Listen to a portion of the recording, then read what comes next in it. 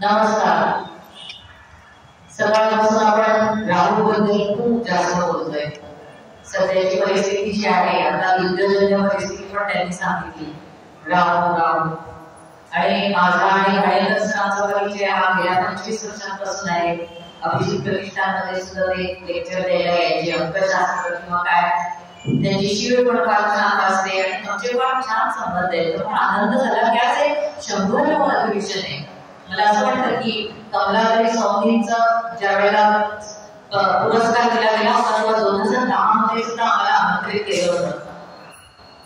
तर फार छान वाटतं इथे येऊन आणि सगळ्यांचे ऐकतोय आपण, सगळ्यांचे काय काय जे आपल्याला छान सांगतायत. त्या युद्धजन्य परिस्थितीमध्ये तर आंदोलन ठेवल्यासारखंच आहे की 2034 पर्यंत तुम्ही काळजी घ्यायची किंवा तोपर्यंत काहीतरी त्रास होणार आहे.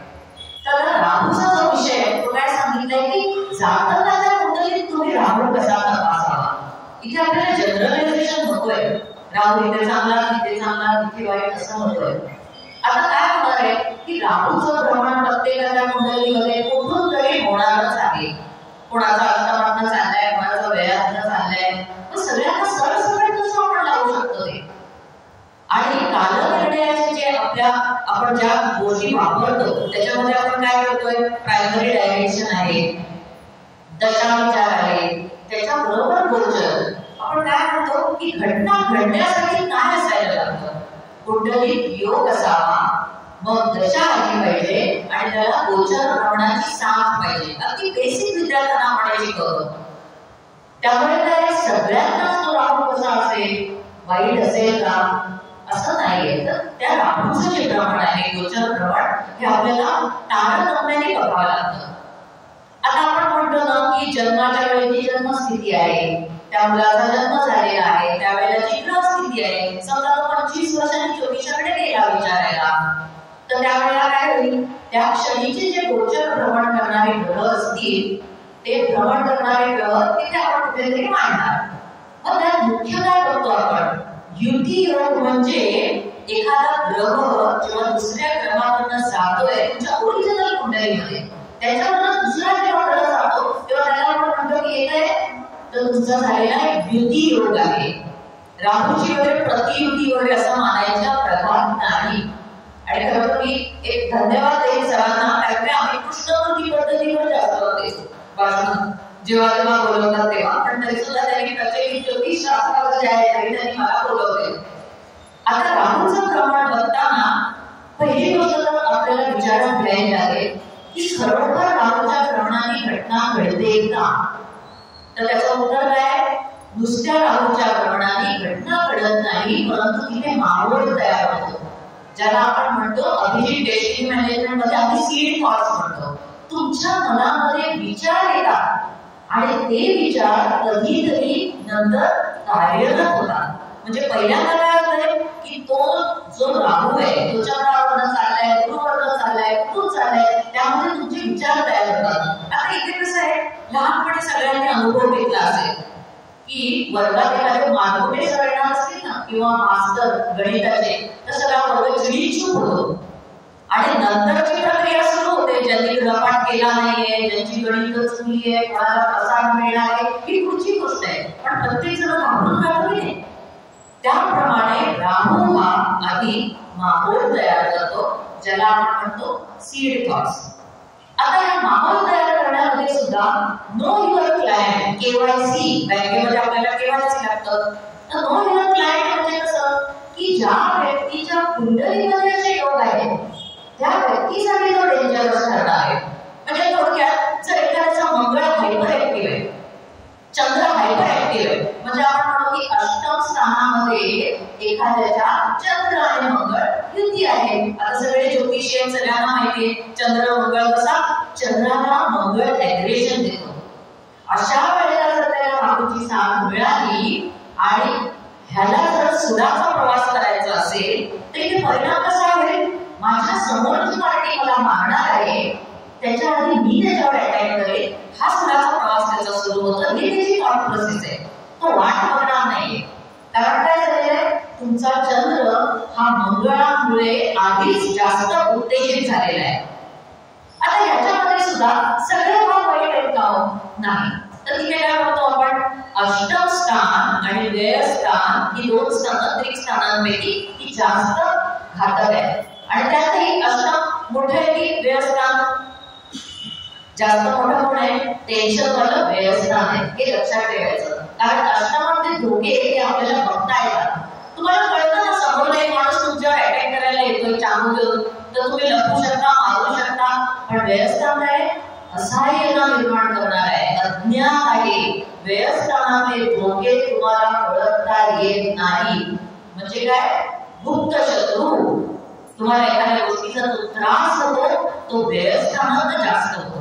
आणि अष्टांगात रिस्क घ्यायला लावतं, पण आपल्याकडे जास्तच जास्त जातक येतात ना, तेव्हा अष्टांगाची दशा असते, ते अंतर दशा असते. मग आपण काय सांगतो की तू कमी रिस्क घेतलीस तर तुला जास्त त्रास होणार नाही, म्हणजे दॅट इज अंडर कंट्रोल.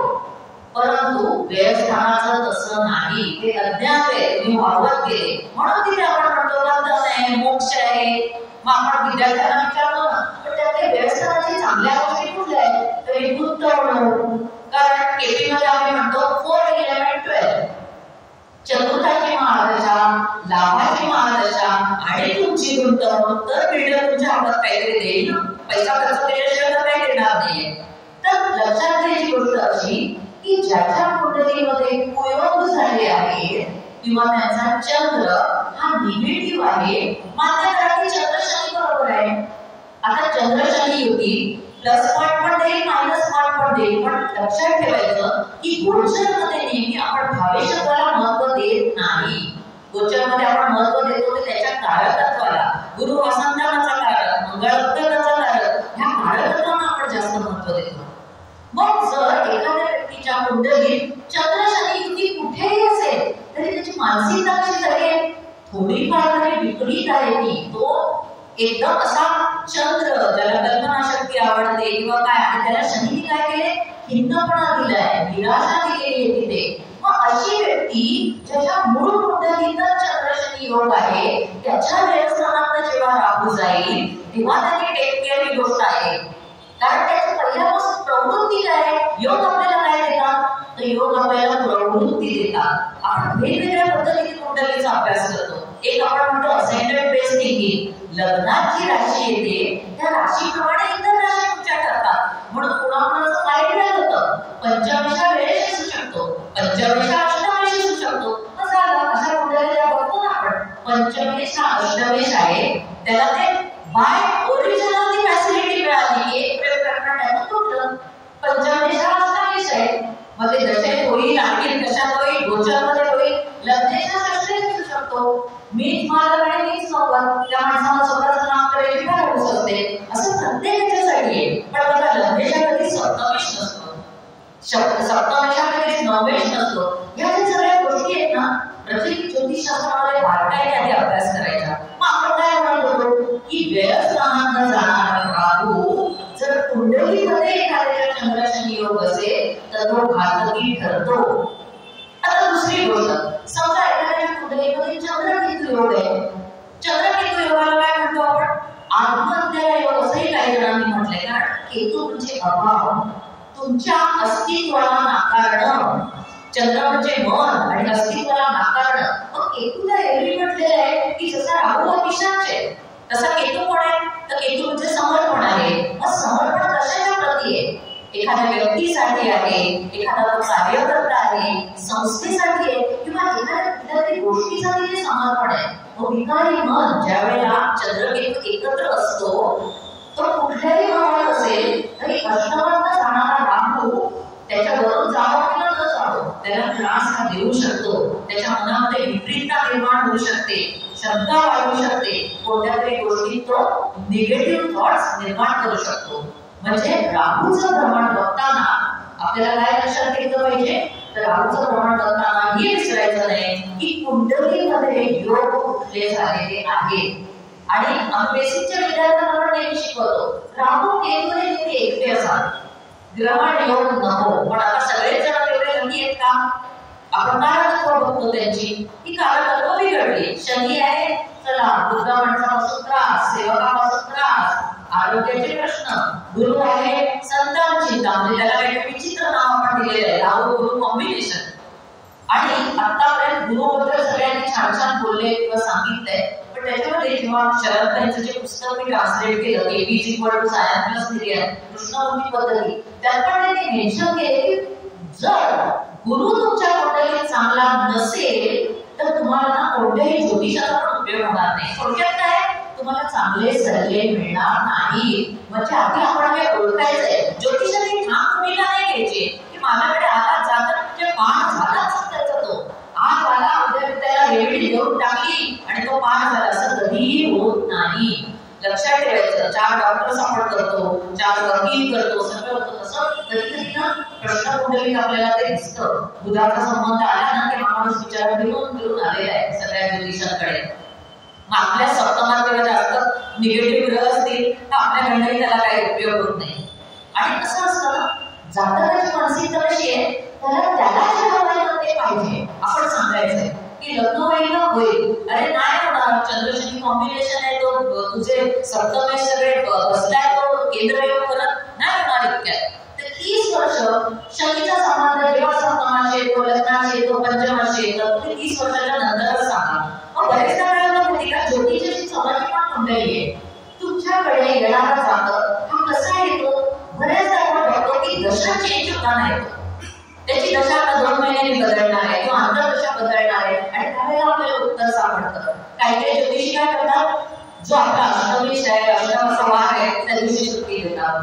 चला आपल्याला टेन्शनच नको, कारण काय, हा भाग्येश आहे माझा गुरु, गुरुवारी कन्सल्टेशन सुरू आहे का, मला सुद्धा चांगलं सुचेल आणि ज्योतिषाला त्या व्यक्तीला सुद्धा चांगला उपयोग होईल. तर त्यामुळे काय आहे की आपल्याला राहूचं भ्रमण बघताना जनरलायझेशन करायचं नाहीये, सगळ्यात आधी त्याचे योग बघायचे. मग महत्व कुठे आलं इथे की हा राहू तुमच्या कुंडलीत कोणत्या ग्रहावरून चाललाय ते आधी बघून घ्या तुम्ही. आता त्यावेळेला माहोल होतो. माहोल होतो म्हणजे लगेच काय, जसं की सांगतात ना शुक्र मंगळ योग म्हणजे पळून गेली होती, असं इतकं जनरल नाहीये ते. शुक्र मंगळ योग हा मी आतापर्यंत बघितलेल्या कुंडल्यांमध्ये खूप छान गायनेकोलॉजिस्ट आहेत शुक्र मंगळमध्ये. शुक्र मंगळामध्येच कॅटरिंगचा व्यवसाय होऊ शकतो. कारण आपल्याला जेव्हा करिअर ओरिएंटेशन विचारायला येतात ना, ते सगळी जण एकदम हायली टॅलेंटेड नसतात. प्रत्येकाला डॉक्टर व्हायचं, इंजिनियर व्हायचंय, त्याच्यामध्ये सुद्धा काहीतरी असेल ना. तर त्यामुळे काय, आपल्याला नो युअर प्लॅन आधी आपल्याला जातकाची कुंडली बघायची. आता आपण म्हणतो की चंद्रावरून जाणारा राहू लग्नात असेल तर खूप जास्त परिणाम होतील, आभास निर्माण होतील, त्याला अनादरणीय भीती वाटू शकते. आणि व्यवस्थान जे आपण म्हणालो ते का महत्वाचं आहे, काल पुरुष कुंडलीमध्ये अग्नी पृथ्वी वायू जल यापैकी जलतत्वाची राशी ही व्यवस्थानाला येते. आणि एक लक्षात ठेवा, जेव्हा जेव्हा कुंडलीतलं जलतत्व बिघडलंय तेव्हा तेव्हा व्यक्तीला निद्रानाश होतो. तुम्ही तपासून बघा तुमच्या व्यवस्थानामध्ये जो प्लॅनेट आहे ज्याच्यामुळे व्यवस्थान बिघडलंय, एखाद्याची शनी राहू व्यक्ती व्ययात आहे, एखाद्याची अष्टमात आहे, अशा वेळेला काय जलतत्व बिघडलंय. अग्नी पृथ्वी वायू जल, विहार आहार मैथुन आणि निद्रा डेस्टिनी मॅनेजमेंटची प्रिन्सिपल्स आहेत. जी चतुर्थ स्थान जे आहे कर्केचं जे जलतत्व आहे ते सॅटिस्फॅक्शन कधी होतं, विहार आहार मैथुन आणि निद्रा, त्याच्यानंतर ते सॅटिस्फॅक्शन आणि तुम्हाला चव लागते. त्यामुळे व्ययात जाणारा राहू हा डेंजर ठरू शकतो ज्याच्या कुंडलीमध्ये निगेटिव्ह योग आहे. अष्टमात जाणारा राहू सुद्धा डेंजरस असू शकतो. आता जेव्हा राहू जो आहे तो एखाद्या प्लॅनेट मध्ये जातो की गुरुवरला राहू गेला, मग काय होईल, तर इथे आपण पेपरमध्ये वाचतो ना 2000ची लाच घेताना आपण पकडला गेला. आपण म्हणतो काय 2000ची लाच म्हणजे काहीच नाही ना, पण नाही, आता ती दुर्बुद्धी झाली आहे त्याला. विवेक बुद्धी, आता इथे नुसता संतानाचा कारण संतान चिंता असं आपण नाही देतं, पण व्यक्तीच्या विवेक बुद्धीला कीळ बसून त्याची नीतिमत्ता किंवा त्याची प्रतिमा डागाळणं ही जी गोष्ट आहे ती त्यामुळे घडू शकते. कारण गुरुवरला राहू जाताना नीतिमत्ता शिकवणारा पहिला चांगला आणि वाईट शिकवणारा पहिला ग्रह कोण आहे, तो गुरु आहे. Take care. तुमच्या ऑफिस मधलं वातावरण तुमच्या विरोधात कोणीतरी जाऊ शकतं किंवा तुमची ओरिजिनल जी छबी आहे ती तुमची डागाळू शकते. आणि ज्याचा ओरिजिनल मध्ये गुरु पण असताना किंवा व्यर्थ आहे, त्याच्यासाठी हे काय होईल, ही गोष्ट सहज शक्य होण्यासारखी आहे. व्यवस्थान असेल तर त्याच्याबद्दल काहीतरी कट कारस्थान असेल, अष्टम स्थान असेल तर त्याला दुर्बुद्धी होईल आणि कधी नाही कधी लाभ घे. पंचम असेल तर तुमच्या प्रेम प्रकरणामुळे असं काहीतरी होऊ शकेल. डायरेक्ट असं जेलमध्ये टाकून देणार नाही, आमच्या नावाची मुलीला पडवलं झालं, त्याची झाली काहीतरी योजना. तर गुरुवर्ण राहूचं प्रमाण असेल तर ते निगेटिव्ह असतं. आता शुक्रावर्ण राहूचं प्रमाण असेल तर काय होईल, तर शुक्र हा आपण म्हणतो की आकर्षणाचा एक भाग आहे. शुक्र प्रत्येकाच्या कुंडलीत शुक्र चांगला असावा, कारण शुक्र म्हणजे कसं रस गंध स्पर्श वाणी सगळ्याच्या मार्फत तुम्हाला सुख देतोय. आपल्याला गरम गरम चहा कसा आवडतो, वा काय चहा आहे ना, आपण तल्लप येते की आपण पिता तो पण एक आनंद आहे. कोणीतरी छान म्युझिक लावलं तरी आपल्याला आनंद वाटतो. कुठेतरी आजारी माणूस असेल तर आपण फुलं घेऊन जातो. तर ह्याच्यामध्ये आपण शुक्र त्याचा जागृत करतो. अशा शुक्राला जर राहूची जोड लागली, असं म्हटलं जातं की फिल्म इंडस्ट्री आणि पूर्णपणे जे आपण कॅमेराचे जे सगळे रोल आपण जे बघतो छायाचित्रण, ते सगळं राहूच्या अंतर्गत येतं. राहू शुक्र, आणि म्हणून तिथे शुक्र राहू कॉम्बिनेशन राष्ट्रीय काउंट हे असं झालं, ते तसं झालं, ते तिकडे जास्त आहे. पण एखाद्याचा शुक्र समजा नीचीच आहे, आता आम्ही कृष्णवृत्ती बद्दल नीचीचा उंचीचा असं मानत नाही, तरी सुद्धा त्याच्या क्वालिटीज असतात, तर कुठेतरी त्या कमीपणा तो देतोय. आणि अशा वेळेला त्या अष्टामध्ये शुक्रावरनं जर राहू जात असेल तर तुम्हाला ती लक्ष निर्माण होणं, आकर्षण निर्माण होणं ही गोष्ट घडू शकते. आणि शुक्र कसं आहे, चंद्र आणि शुक्रामध्ये खूप मोठा फरक आहे. चंद्र कसं आहे तर तो मातृतुल्य असं आपण म्हणतो, ज्याच्याकडे हृदयापासून ती भावना आहे, आणि शुक्र ही आसक्ती आहे. प्रेम दोघांकडे आहे का, हो दोघांकडे प्रेम आहे, माधव आहे, आनंद आहे. परंतु चंद्र हा मातेचा कारक म्हटला जातो आणि शुक्र हा आकर्षणाचा कारक म्हटला जातो. तर शुक्रावरनं जेव्हा राहू जातो तेव्हा छोट्याशा गोष्टीसाठी कॉम्प्रोमाइज करू नका, हे आपल्याला सांगता येतं. कुठलीही गोष्ट असेल ती कॉम्प्रोमाइज नको. मग हे काय असेल, एखादं नुकताच अगदी प्रेमात पडलेले एखादे असतील दोघं जण, त्यांचा पंचमष्टमाचा खेळ सुरू असेल आणि तिथे जर राहू असेल तर मग असे येतात आपल्याला, आमची मुलगी 2 दिवस तरी आलेलीच नाहीये, आपण कुठेही बघू, चला 2 मुलं एकत्र आहे, एकटी नाही ती कोणाबरोबर तरी आहे, माझा चंद्र षष्ठात आहे, तो सप्तमात जाणार आहे, म्हणजे तो केंद्रात जाणार आहे. हे लोक 3 दिवसांनी चंद्र बदलल्यानंतर आता कुठल्या स्थितीत येते ते आल्यावर विचारायला गेला आपल्याला. त्यामुळे काय, शुक्रावरून जेव्हा राहू जातो तेव्हा take care about your all things, की कंट्रोल ठेवायचा स्वतःवर. आपल्याला कंट्रोल पाहिजे, छोट्या छोट्या गोष्टीसाठी कॉम्प्रोमाइज करायचं नाही. आणि इव्हन ही गोष्ट आपण असं ऐकतो ना, काही जण मुली बॉईज बरोबर बॉयफ्रेंड बरोबर जर हॉटेलमध्ये वगैरे गेल्या तर त्यांच्या ड्रिंक्स मध्ये काहीतरी मिसळतात, त्यांना माहीत नसतात. ही गोष्ट होऊ शकेल शुक्र राहूच्या अंडर. त्यामुळे टेक केअर. मग आता काय झालं, आपलं गुरु आणि शुक्र झाला. शनी काय करतो, शनी हा ग्रह एखादी गोष्ट लांबवतो. आपण म्हणतो ना दीर्घ काळ चालणारी गोष्ट, खूप छान छान पण शनीला आपण रिझल्ट देतो. त्याच्याकडे श्रम करायची कॅपॅसिटी आहे, तो सातत्य बाळगतो वगैरे. पण शनी आणि मंगळामधला मुख्य फरक काय, तर शनी हा ओपन ग्राउंडमध्ये कधीही युद्ध जिंकू शकत नाही, म्हणून तो कधीही दावा करतो. आपल्या डायरेक्ट युद्धामध्ये आपला पराभव होऊ शकतो हे त्याला माहिती आहे, म्हणून तो अवॉइड करतो युद्ध करायचं. मग अशा वेळेला काय होतं, जर शनीकडनं राहू जात असेल किंवा त्या व्यक्तीच्या आयुष्यात कोणतेही प्रश्न असतील ना, तर ते प्रश्न जास्त किचकट होतात, त्याला मार्गच मिळत नाही. एखादा हेल्थचा इश्यू असेल, अरे किती डॉक्टर्सकडे गेलो, निदानच मिळत नाही. आर्थिक घोटाळा आहे, मला बाहेर निघताच येत नाहीये. ह्या गोष्टी कधी होतात, शनीवरून जेव्हा राहू जातो त्यावेळेला आपल्याला लक्षात घ्यायचंय की शनी येथे कसा आहे, प्रदीर्घ काळापर्यंत तो चालणारा ग्रह आहे. मंदगती ग्रहांचं प्रमाण अलॉंग विथ राहू हे जास्त महत्वाचं आहे. त्यामुळे प्रश्न किचकट बनतात, ते कोणत्याही ठिकाणचे असू दे, 12 भावांपैकी. आता ज्या वेळेला मंगळावर राहू जातो, मंगळाला कारक कसं म्हटलंय आपण, प्रॉपर्टी आणि भावंड. ज्याच्या कुंडलीमध्ये ओरिजिनल कुंडलीतच भाग आहे, तो चतुर्थाचाच मंगळाचा ग्रह बसलेला आहे, तिकडनं जर राहू जायला लागला तर काय, प्रॉपर्टीसाठी असलेले वाद हे त्या क्षणी पुढे येते. आपण काय दशापर्यंत काय, गोदावण सरांनी खूप सुंदर लेक्चर दिलं होतं, ते ऐकत होतो आम्ही, तेव्हा त्यांनी सांगितलं की बऱ्याचशा गोष्टी एकदम बोचेही पण सोडवता येतात तुम्हाला. कारण तुम्ही लक्ष द्यायचं असतं त्यावेळेला की गोचरीने काय चाललंय. दशा तर आहेच, त्याची मूळ कुंडली तर आहे. आता आपण कधी कधी ऐकतो ना, एखाद्या जीप मधनं जाताना लहान बालक आहे ते वाचतं आणि त्या इतर लोकांना जास्त लागतं, कोणाला तर चढतं. म्हणजे हे काय स्ट्रेंथ ऑफ द चार्ट. तिथे तुमच्या कुंडलीची कॅपॅसिटी बोलते आणि ती कॅपॅसिटी तुम्हाला सांगते की कसं आहे.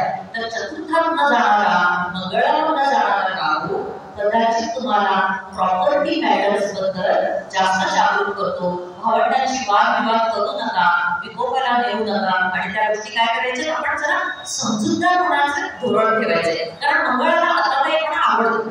विघातक आणि विधायक दोन बाजू आहेत मंगळाच्या. तर ती जी विघातक बाजू आहे ती लवकर तिकडे ऑपरेट होते. लगेचच ते काय आश्रमात बॉम्ब मध्ये माणूस अटकेल असं नाहीये, पण छोटा मोठा अपघात सहज होऊ शकतो. काही पुस्तकांमध्ये असं वाचलेलं आहे की ज्योतिषांनी सांगितलं की तुम्हाला या वेळेला अपघात येऊ दे, म्हणून तुम्ही अजिबात लक्ष द्या. तर तो माणूस म्हणतो की घरातच राहील, मी बाहेर कुठे जाणार नाही आणि घरात फरशीवर पाय घसरत पडतो. होऊ शकतं तो आला फुल झाला येऊ. याचा अर्थ काय, तारतम्य आपल्याकडे पाहिजे जेव्हा आपण त्याला रिडिंग देतो. माझा कोण राहिलाय बुधळ. बरेचदा आपण असं ऐकतो की अमक्या नेत्याने किंवा अमक्या व्यक्तीने उच्चारताना काहीतरी अपशब्द उच्चारल्याने ज्यावेळी माफी मागावी लागली.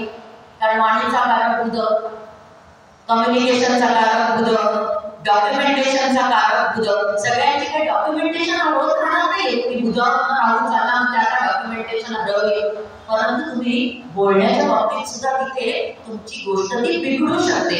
मग आपण ज्योतिष आपल्याला माहिती आहे की द्वितीय चाललेला आहे हा खेळ. द्वितीय चाललाय म्हणजे तुमच्या वाणीच्या ठिकाणी चाललाय, कानाच्या ठिकाणी चाललाय, तुम्ही विचित्र काहीतरी ऐकलेलं आहे, रॉंग कम्युनिकेशन आहे. अशा वेळेला काय, बुधावरनं राहू जाताना तुमचा व्यवहार लक्षात घ्यायचे. कधी कधी काही जण असं म्हणतात नाव कळलंच नाही, बिल्डरला 2 जणांना तो ब्लॉक दिला, आम्हाला ते लक्षात आलं नाही. मग आम्ही मागेशमध्ये काय म्हणतो, हे फिंगर पण बघून घ्या, तपासा बुधाचं फिंगर कसं आहे, लो सेटिंग आहे काय आहे ते, आणि कुंडलीतला बुध.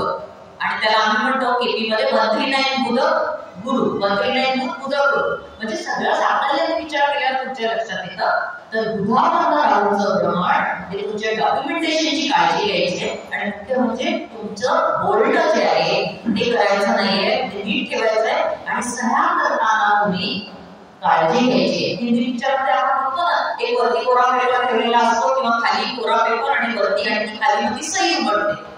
तर हे सही उमटणं कधी होऊ शकेल, बुधावरनं राहू जाईल त्यावेळेला. आता कोण राहिलं, शुक्र झाला, गुरु झाला, बुध, मंगळ, शनी. कोण राहिलं, रवी. सगळ्यात महत्वाचा आता रवी.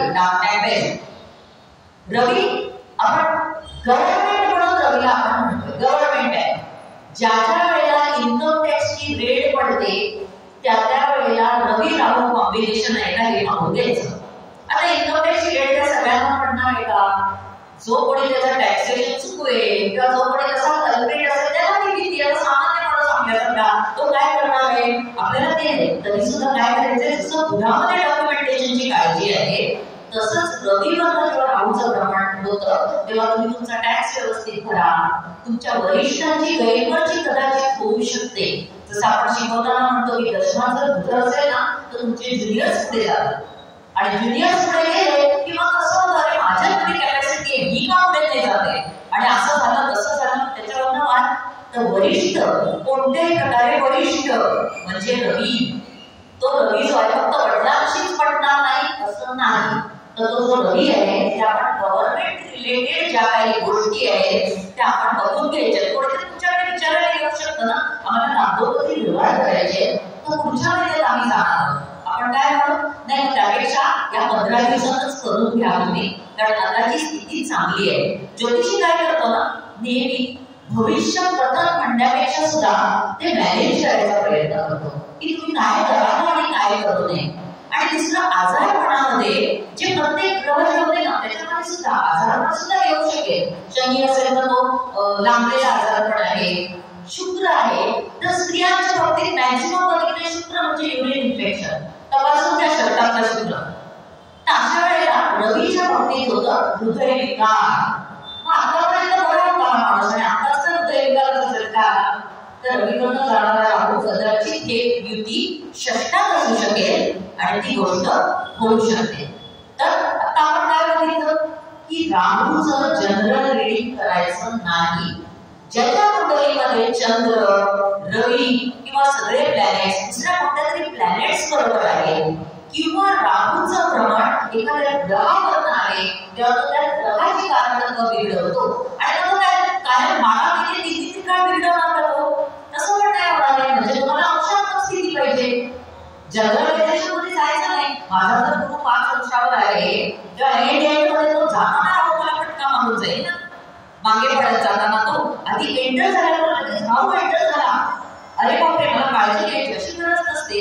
आयदर भावांमध्ये जे आपले अंश असतात ते किंवा जे ग्रहांचे अंश असतात ते त्याच्यावरनं होणारी युती ही राहूची महत्वाची ठरते.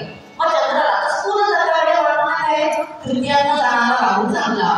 तुम्ही पराक्रम दाखवायला असं तर की जरब दाखवायला तुम्ही तयार होता. कारण राहू आधुनिक युगातला कसा आहे राहू भ्रष्ट चिंतनाला ज्ञान सदृश करून टाकणारा तो राहू आहे. तो उत्तम तंत्रज्ञ आहे, तांत्रिक मायाजाल आहे, त्याला झलक बसवता येते. तो काय करतो संधीची वाट बघतो आणि ज्या वेळेला त्याला संधी मिळते तेव्हा तो यशस्वी व्हायचा प्रयत्न करतो. मग येणं केल्या प्रकारे ना पूर्वी काय आपण शिकवायचं त्या पुस्तकामध्ये कसं राहू म्हणजे गारुडी, राहू म्हणजे सापाचं तोंड, सापाच्या तोंडात विष म्हणून राहू विषारी हे ठीक आहे बेसिक मध्ये समजायला. पण आता आपल्याला काय पाहिजे आजचा जो राहू आहे हा फार चांगलूच आहे. जर तृतीयांत तो जात असेल तर उत्तम संघटन पण तो करू शकतो, कम्युनिकेशन चांगलं घडवून आणू शकतो आणि तो तिथे यश देतो. आता षष्ठांत राहू जातो ना ते दोन्ही वेळेला आपण बघतो. षष्ठांत जाणारा राहू कदाचित जर तुम्हाला आरोग्याचे प्रश्न असतील तर रॉंग रिपोर्ट्स हे खूप चांगलं त्याचं एक उदाहरण आहे. तुमचे निदान चुकले किंवा तुम्हाला कुठून तरी चुकीचा रिपोर्ट मिळाला. बघा कॅन्सर पेशंट मध्ये ना बरेच राहू मंगळ कॉम्बिनेशन दिसतं. राहूची महादशा असते, मंगळाचे अंतर असते किंवा मंगळाची महादशा आहे, राहूची अंतर आहे आणि अशा वेळेला बरेचदा त्याचे सुद्धा रिपोर्ट सुद्धा असतात. तर राहू जेव्हा षष्ठांत जातो सामान्य माणसाच्या सुद्धा तेव्हा त्याला जर आरोग्याचे प्रश्न असतील तर त्यांनी एकापेक्षा जास्त डॉक्टरचा सल्ला घ्यावा हे आपण सांगू शकतो. आता तसंच दशमांत आणि लाभांत जाणारा राहू सुद्धा चांगला आहे. लाभांत एकतरी ग्रह असावा. आपण शिकवतो विद्यार्थ्यांना लाभांत एकतरी ग्रह असावा. कारण कृष्णमूर्ती पद्धतीमध्ये आम्ही LSRD बघतो डे लॉर्ड. कमीत कमी त्या दिवसाला तरी आपल्याला काहीतरी लाभ मिळेल की नाही. मग लाभांत राहू जाताना तुम्हाला फरक कुठे दिसतो तर जी फ्रेंडशिप आहे ना आपण फ्रेंडशिप करतो लाभांत जसा मोठा भाऊ आहे तसं फ्रेंडशिप आहे तर ती तात्पुरती निर्माण झालेली गरजेपुरती निर्माण झालेली फ्रेंडशिप ही तुमच्या लाभांत राहू जाताना होऊ शकते. आणि आउटकास्ट पीपलसाठी आपण राहू शकतो. कदाचित तुम्हाला तुमच्या जे तुमचा सर्कल आहे त्याच्या पलीकडून कुठून तरी तुम्हाला मदत मिळू शकते. म्हणजे ती घ्यायची आहे आपण ते डेस्टिनी मॅनेज करायचे. माझ्या लाभांत राहून चाललाय म्हणजे मला जी रेग्युलर माणसं जी माझ्या ब्लॉकमध्ये आहे ती मदत न करता इतर माणसं मदत करू शकतात. कदाचित हे गरजेपुरते संबंध असतील. तो राहू निघून गेला की झालं. आणि दशमांत राहू सुद्धा त्याला अधिकार प्राप्ती पाहिजे. जिकडे जावं तिथे मी येणं केलं प्रकारे ना मी कुठल्याही पद्धतीने अधिकार मिळवणार आहे. पण ओरिजिनल कुंडलीमध्ये वेगळी गोष्ट आहे. दशमांचा जो राहू आहे तो ओरिजिनल कुंडलीमध्ये असेल तर ते टेक केअर. केंद्रामध्ये राहू आणि केतू आपण म्हणतो ना डेंजरस आहे ते. कारण कधी तुमच्याकडे मोठ्या गोष्टींना खाली अगदी होईल. तुमच्या पुढे खोट्या सह्या करून तुम्हाला जेलमध्ये टाकेल ते आपल्याला सांगता येत नाही. तर हे कसे झाले राहूचे स्थूल तत्त्वाने आपण नियम पाहिले. 2 मिनिटं थँक्यू. अजून 2 मिनिटं दिलेली आहेत मला. म्हणजे आपल्याला विचार करण्यासारखी गोष्ट ही आहे कोणत्याही गोचर भ्रमणाला तुम्ही कशा पद्धतीने बघणार आहात तर त्याचं कोणत्या भावावरनं गोचर भ्रमण होते. त्या भावात ऑलरेडी एखादा ग्रह आहे ना त्या ग्रहावरनं जाताना ग्रहाचं कारकत्व काय आहे ते तो बिघडवणार आहे.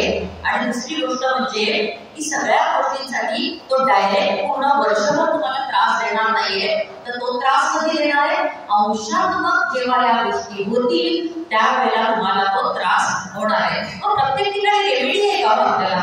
रेमेडी काय करायची मग ज्योतिषाला आधी ते विचारतात रेमेडी काय करू, अरे पटकन फॅमिली येते अवतार होता म्हणे, अवतारी पुरुष पटकन मी तुम्हाला रेमेडी देऊन टाकली बघा.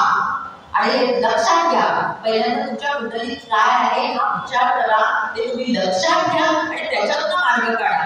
माझ्या जर कुंडलीत गुरुवर्ण राहू चाललाय तर मी प्रलोभनांमध्ये अडकू शकेल अशी स्थिती माझ्या आसपास आहे का. आणि जसं मॅडम कशी म्हणाले तसं देश काल वर्तमान एखादी काही कुंडली आहे ती घरात काय करणार, एखाद्याची जास्त मीठ पडेल आणि नवऱ्याचं बोलणं ऐकेल, तिच्यासाठी असलेलं स्थिती काय आहे, म्हणजे तुम्ही कोणत्या भूमिकेत आहात ही गोष्ट सुद्धा अतिशय महत्वाची आहे. मला असं वाटतं की राहूच्या गोचर भ्रमणाला खूप काही घाबरून जायची गरज नाही. धन्यवाद.